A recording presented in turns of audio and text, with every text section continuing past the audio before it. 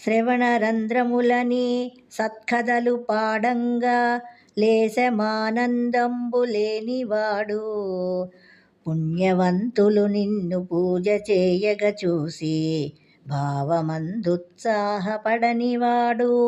భక్తవర్యులుని ప్రభావములు పొగడంగా దత్పరత్వము లేక తలగువాడు.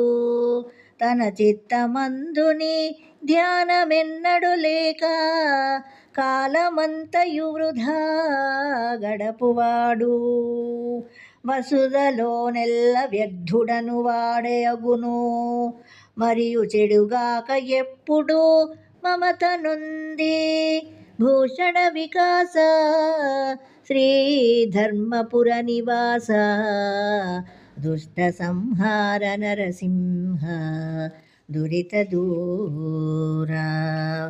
నరసింహస్వామి, నీ కథలు విని సంతోషించని వాడు, మంచివారు నిన్ను పూజింపగా చూసి ఆనందించని వాడు, భక్తులు నీ గొప్పతనం పొగడగా పారవస్యము లేక తొలగిపోవువాడు, ఆత్మయందు నిన్ను గూర్చి స్మరణ చేయక జీవితమంతయు వృధాగా గడుపువాడు, ఈ భూమిలో ప్రయోజనము లేనివాడే ఎల్లప్పుడూ మోహము నొంది పాడైపోవును.